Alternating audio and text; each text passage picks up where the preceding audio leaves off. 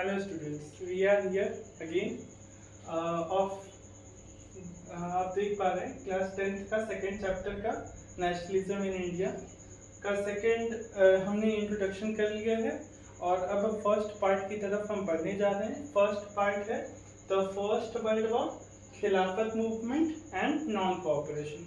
तो ये हमारी हिस्ट्री के सेकेंड चैप्टर का फर्स्ट पार्ट है। इससे पहले हमने इंट्रोडक्शन को सीखा, समझा, जाना, और क्योंकि बिना इंट्रोडक्शन के ये चैप्टर इंटरेस्टिंग नहीं लगेगा और चैप्टर को सिर्फ हमें रटना नहीं है, हमें समझना है, हमें जानना पड़ेगा कि ऐसा हुआ क्यों और क्या इसके पीछे के रीजंस रहे होंगे, तो वो सब कुछ हमें जानना पड़ेगा। तो चलिए देखते हैं।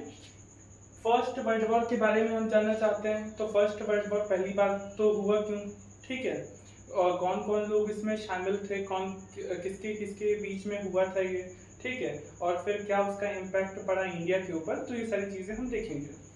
तो impact of first world war, यहाँ पे डायरेक्टली हम बुलेट पॉइंट्स लेकर आए हैं, तो जितना बुक में लिखा हुआ तो उतना ही है, ठीक है। तो जैसा कि मेरी आदत है, हम हमेशा कुछ एडिशनल बताने की कोशिश करते हैं ताकि आपको ये चीज़ें समझ आए। तो फर्स्ट वर्ल्ड वॉर कब हुआ था? ये बेसिकली 1914 से हुआ था 1918 के बीच में, ठीक है, 1914 और 1918 के बीच में हुआ था। पर सर क्यों हुआ था, क्या कारण था, कौन था इसमें शामिल, तो हुआ क्या, इसका रीजन, इसके पीछे का रीजन क्या था कि दो बड़ी कंट्रीज थी। एक तो ग्रेट ब्रिटेन, ठीक है, ग्रेट ब्रिटेन 4 देशों से मिलकर बनता है, आयरलैंड, इंग्लैंड, वेल्स और स्कॉटलैंड, ठीक है। तो ये 4 देशों का जो आइलैंड का समूह था, ग्रुप था, जिसको हम ग्रेट ब्रिटेन कहते हैं। ग्रेट ब्रिटेन पहले से ही ग्रेट था, ठीक है, नाम ही में ग्रेट है, ठीक है। और वहीं पे एक 1871 में हाल फिलहाल में यूनिफाइड एक देश था जो जिसको रशिया का एक पार्ट बोलते हैं, जहाँ पे जर्मन स्पीकिंग पीपल रहा करते थे। वो सारे लोग अपने आप को इकट्ठा कर चुके हैं और वो लोग एक सशक्त देश बन चुके हैं, ठीक है, तो जिनका नाम जर्मनी है। अब जर्मनी को लगा कि अभी तो वो अभी होता है ना, जब बच्चा पैदा होता है तो 8-10 साल तक उसको लगता है कि भाई सब कुछ है, कॉलर खड़ा करके बाल में जेल लगा कैसे चलता है, घूमता है कि कौन क्या कर लेगा। तो वही वाली हालत है यहाँ पे 1914 से 1918 के बीच में जर्मनी, जो कि अभी हाल फिलहाल में आज़ाद हुआ है जर्मनी, और दूसरी तरफ है Britain, great Britain, great Britain, ठीक है। तो जर्मनी था, दूसरी तरफ था ग्रेट ब्रिटेन। ग्रेट ब्रिटेन आप जानते हैं इन्होंने कई सारे देशों के ऊपर कॉलोनीज बनाई थी, यानी कई सारे लोगों को अपना गुलाम बनाया था। जर्मनी जो कि अभी अभी बेचारा आया है, ठीक है। तो ये लोग लड़ क्यों रहे थे सर, इसके पीछे का भी जो रीजन था वो पिछले वाले चैप्टर में आपको दिया गया, नहीं फर्स्ट चैप्टर में दिया गया है। तो फर्स्ट चैप्टर में एक पार्ट है जिसको हम बाल्कन स्टेट बोलते हैं। वर्ल्ड मैप में आपको दिखेगा कि यूरोप में एक बाल्कन स्टेट नाम की जगह है, ठीक है, बाल्कन स्टेट्स एक नहीं है, वैसे बाल्कन स्टेट्स इसलिए बोलते हैं क्योंकि वो एक ग्रुप ऑफ आइलैंड्स हैं, ठीक है, उनमें कई सारे रिच रिसोर्सेस रहते हैं और उस रिच रिसोर्सेस के बगल में रेड सी है, जहाँ से इंडिया की तरफ आना यानी एशियन कंट्रीज में आके व्यापार करना आसान हो जाता है, ठीक है। तो इसीलिए ये जर्मनी और ग्रेट ब्रिटेन दोनों चाहते थे कि किसका वहाँ पे राज हो, किसका रूल हो वहाँ पे। तो इसीलिए जर्मनी और ग्रेट ब्रिटेन एक दूसरे से लड़ते हैं 1914 से 1918 के बीच में, ठीक है। किसके लिए लड़ते हैं? बाल्कन स्टेट्स के लिए लड़ते हैं। बाल्कन स्टेट्स में कुल 11 कंट्रीज आती हैं, ऐसे 11 कंट्रीज आती हैं, तो उनके लिए ये लोग लड़ते हैं, ठीक है।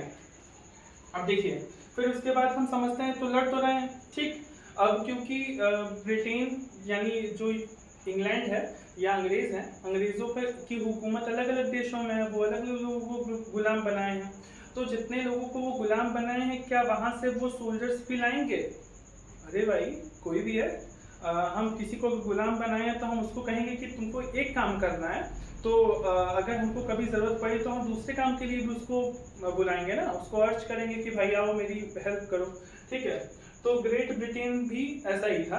ग्रेट ब्रिटेन में जितने लोगों के ऊपर उनकी कॉलोनी थी, उन लोगों से वहाँ से वो उठा के कई सारे सोल्जर्स को रिक्रूट करता था और ये वॉर में लाता था, ठीक है। तो अभी यहाँ पे हम वही देखेंगे कि ऐसा ही हुआ, impact of first world war on India, ठीक है। इंडिया के ऊपर, इंडिया के ऊपर क्या इफेक्ट पड़ा, हमें इंडिया के बारे में सिर्फ समझना है, बाकी दूसरे देशों के ऊपर क्या पड़ा उससे हमसे कोई लेना देना नहीं, क्योंकि हम लोग ये चैप्टर पढ़ रहे हैं, ठीक है।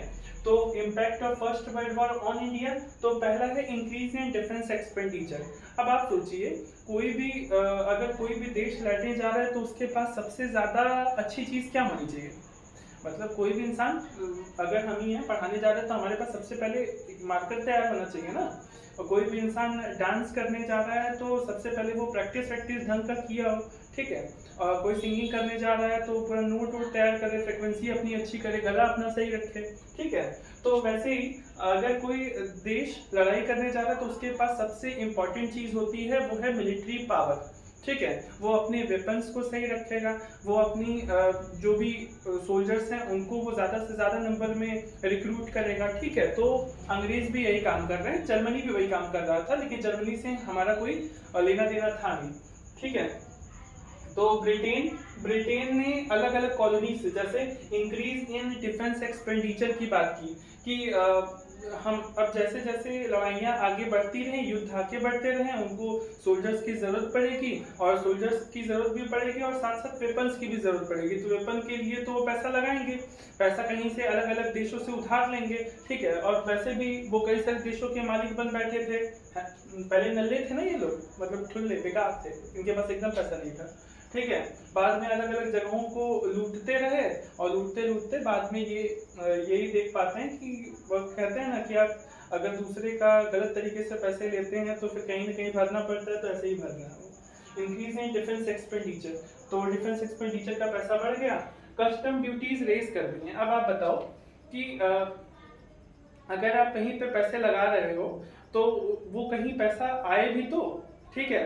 तो कहीं से पैसा आने के लिए ये लोग क्या कर दिए कि जो कस्टम ड्यूटीज थी उसको बढ़ा दिए। कस्टम ड्यूटीज जानते होंगे, दो देशों के बीच में अगर कोई ट्रेड हो रहा है तो समुद्र के रास्ते जो भी चीज आएगी उसके ऊपर वो कुछ टैक्स लेते हैं, कुछ कर लगाते हैं, ठीक है। तो उसी को बोलते हैं कस्टम ड्यूटीज, ठीक है। नेक्स्ट होता है बच्चे कि उसी समय हमारे देश के ऊपर क्रॉप फेलियर बार बार हिट करता ही रहा, ठीक है। तो 1913 से लेकर 1918 के बीच में आप क्रॉप फेलियर बहुत देखते हैं। उसी बीच पैंडेमिक भी फैला जिसमें कई सारे लोगों की डेथ हुई, और पैंडेमिक को सही किया जा सकता था अगर वहां पे पैसे होते, अगर वहां पे हाइजीन होता। जबकि पैसे वैसे कौन लेकर जा रहा है, अंग्रेज लेकर जा रहा है, तो जाहिर सी बात है कि हमारे देश में पैसा रह नहीं गया। जब पैसा नहीं रहेगा तो आखिर में लोगों की डेथ ही होगी। तो आप पाएंगे कि 1921 का सेंसस हुआ। अकॉर्डिंग टू 1921 के सेंसस में 1921 का एक सेंसस हुआ, सेंसस का मतलब जनगणना। तो जनगणना में ये पाया गया कि 12 से 13 मिलियन लोग मारे गए, यानी 1 करोड़ 20 लाख से 1 करोड़ 30 लाख लोग मारे गए, ठीक है। और तो और क्योंकि अब युद्ध लड़ा जा रहा है तो उसमें रिक्रूट भी किया जाएगा सोल्जर्स को, तो कई सारे सोल्जर्स को यहाँ से लेकर जाया गया।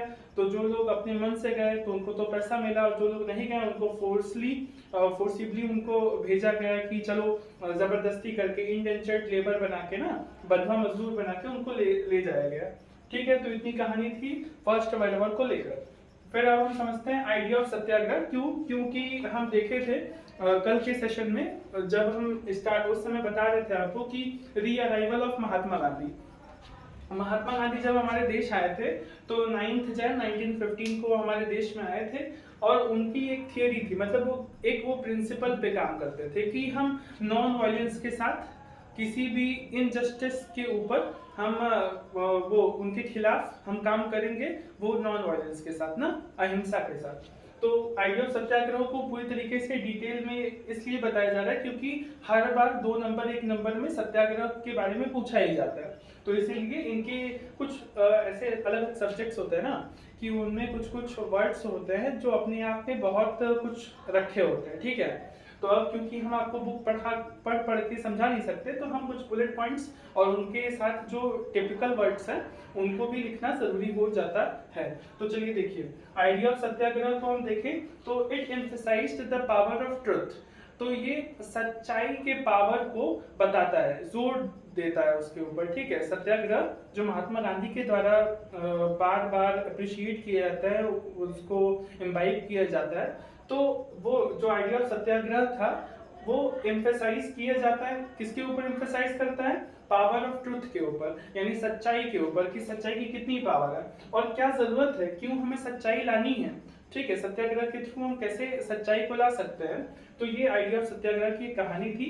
विदाउट सीकिंग वेंजियंस, यानी बिना कोई लड़ाई झगड़ा किए, यानी नॉन वायलेंस के साथ, बिना कोई लड़ाई झगड़ा किए, वायलेंस वायलेंस एंड वायलेंस ना, नहीं, नॉन वायलेंस के साथ, विदाउट सीकिंग वेंजियंस और बीइंग एग्रेसिव, झगड़ा नहीं करना है, गुस्सा नहीं होना है, फिजिकली किसी को हिट नहीं करना है, and to change the conscience of oppressor, जो आपके ऊपर इतना एक्सप्लॉयटेशन कर रहे हैं, जो आपको परेशान कर रहे हैं, जो आपसे टैक्सेस ले रहे हैं, जो आपको मार पीट रहे हैं, तो उनके मन को बदलिए, उनके हार्ट का चेंज करिए, ठीक है। ट्रांसप्लांटेशन नहीं कर देना है हार्ट का, ठीक है, हार्ट का ट्रांसप्लांटेशन नहीं, हाँ, उनके मन को चेंज करिए, उनको ये समझाइए, उनको ये एहसास दिलाइए कि वो जो भी कर रहे थे वो गलत कर रहे थे।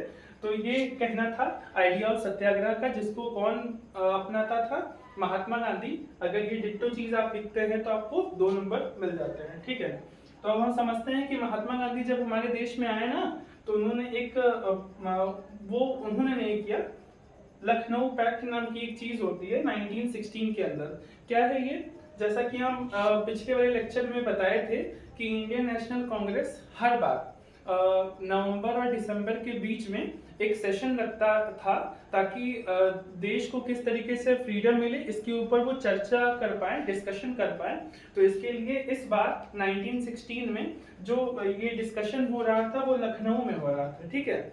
और इसमें प्रेसिडेंट थे एसी मजूमदार, एसी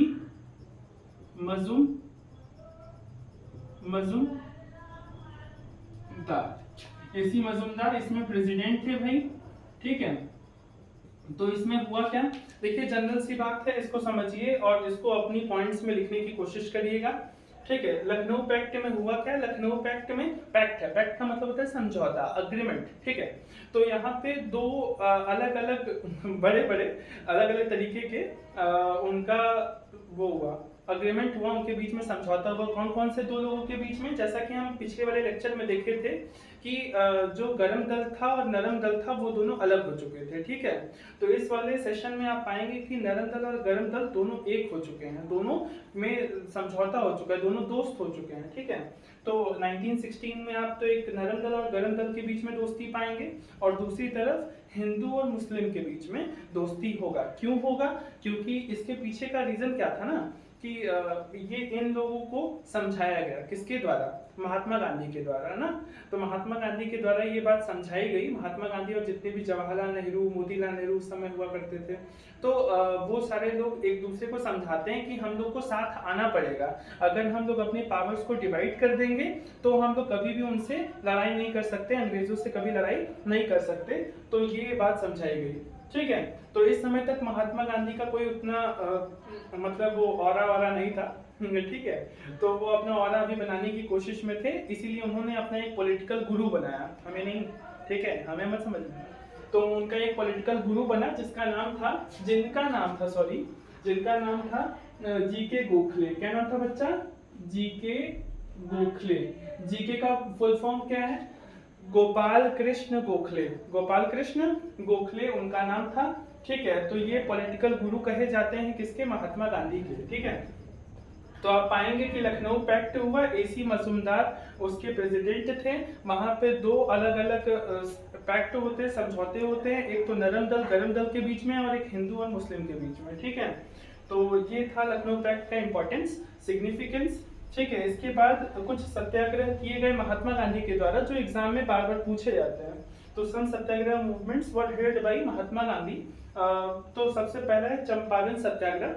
तो एक लखनऊ पैक्ट है, आप देख पा रहे हैं, लखनऊ पैक्ट जैसे ही कंप्लीट होता है, महात्मा गांधी जैसे ही सेशन से बाहर होते हैं, अपने जहाँ पे भी मीटिंग चल रही थी लखनऊ में, तो वहां से बाहर निकलते हैं, तो जवाहरलाल नेहरू को एक पर्सन आते हैं जो उनको कन्विंस करने की कोशिश करते हैं कि हमारे यहाँ पे जो फार्मर्स हैं और जितने भी पीजेंट्स हैं उनको परेशान किया जा रहा है, उनसे हैवी टैक्सेस ली जा रही है, तो ये सब बातें होती हैं और किससे रिलेटेड होती हैं? ये चंपारण सत्याग्रह में होती हैं 1917 में, ठीक है, 1917 में।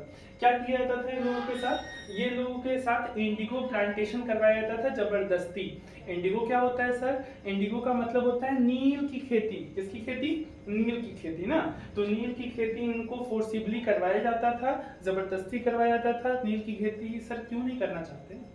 अरे खेती ही तो करवा रहे थे ना सर, तो गलत क्या है इंडिगो के प्लांटेशन में? नहीं पता। इंडिगो के प्लांटेशन में गलत ये है कि अगर आप इंडिगो की एक बार खेती कर लेते हैं तो फिर आपका 4 या 5 साल तक जो जमीन होगी उस पर आप कुछ भी मत उगाइए। अगर आप कुछ भी उगाने जाते हैं तो उसकी फर्टिलिटी खत्म हो जाती है और वो जमीन धीरे धीरे चल के बंजर हो जाती है, ठीक है। तो चंपारण मूवमेंट इसीलिए किया गया था, किसके द्वारा? महात्मा गांधी के द्वारा।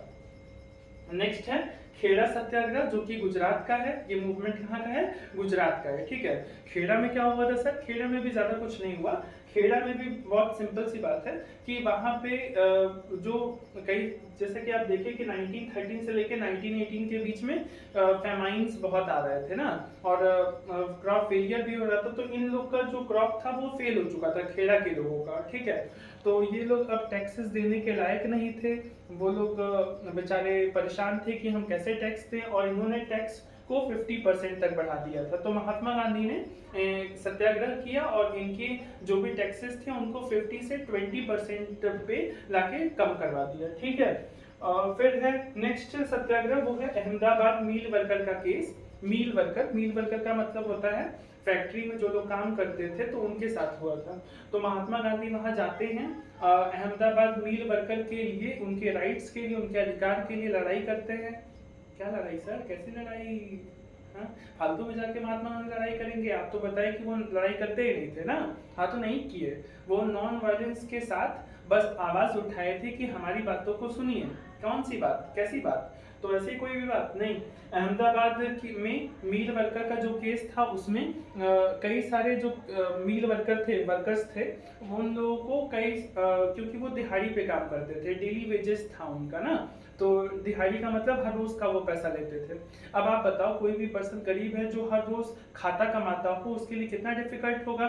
महीनों तक की सैलरी, महीनों तक अगर उसको पैसे ना मिले तो अहमदाबाद के लोगों को 3-4 महीने तक पैसा ही नहीं मिला, जिसकी वजह से इन लोग का सरवाइव करना डिफिकल्ट हो गया था।